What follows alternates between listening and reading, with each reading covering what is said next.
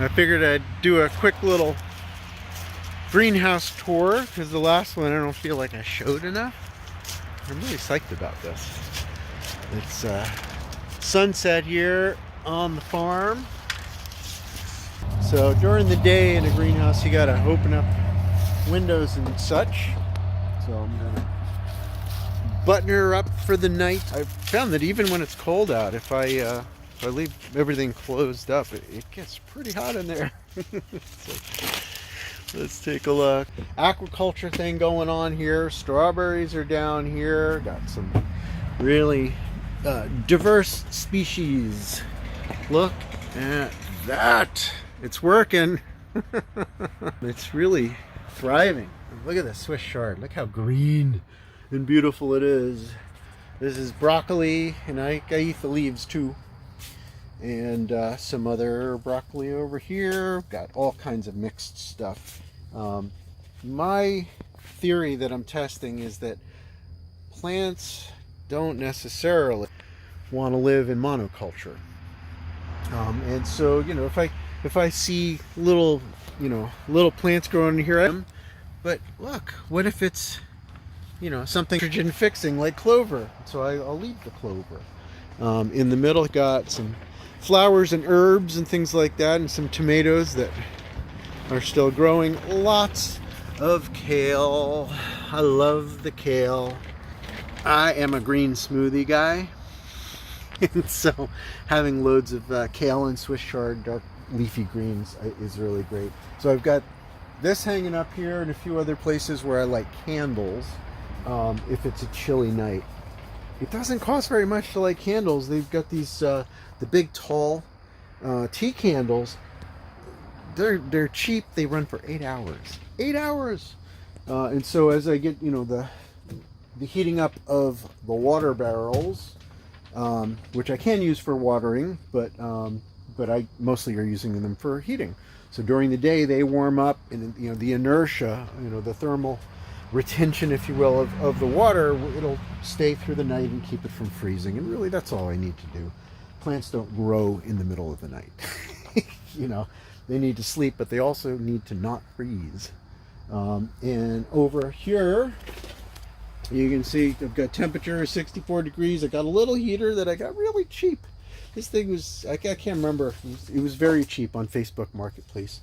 And in here we have the worms. So let's take a look at this. So I wanted to make sure that the worms didn't get out and I didn't have lots of bugs coming and going, you know, flying bugs.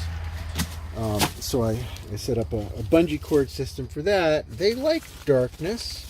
So obviously there's a few bugs in there. And this stuff here is the substrate in which the worms live. You can order it online, Amazon or whatever. It's called coconut fiber. So you get the coconut fiber going in here, and then food scraps, basically. You know, it's got to be kind of old, you know, let it sit around.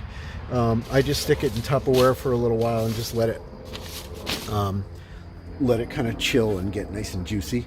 And I also will periodically put it in a blender, not in my regular blender top. I got another one. And so I can blend that up, and then, you know, it gets into the soil faster. And what I do is, you know, I'll scoop that stuff up, but here's the trick, right? So you don't want to scoop up your worms, you know, you want to keep them doing what they're doing. They're your livestock for growing food. So what I'll do is I'll feed them on one side of the bin, and then a few days later I come back, and that's where the worms are, is where the food is. And so now I can scoop out the worm castings and put that as my soil amendment to make my plants happy, and it's working. And I also have a little spigot at the bottom. This whole thing drains. You got to drill a lot of holes in your bucket. Right? I've got holes all the way around here and on the top, but it also has holes in the bottom, so that'll drain into the second bucket. And then any drippings, we call worm tea, that stuff I can pull out, water it down. You got, you know, the ratio, I'm still trying to figure out what that is, but you know, you need a fair bit of water, otherwise you're going to hurt your plants. And then just a little bit on, you know, right in the middle of the plant, and it works. So yeah, welcome to the farm. My pumpkin, I grew that sucker, it's huge. I am so proud that, you know, I'm proud of the garden itself. You know, I mean, I'm proud I worked my ass off and built this really cool place. You know, I mean, that's, look at it. It was very little money, mostly just, you know, kind of farm scraps, you know, lumber that I found and whatever, and cut it to fit.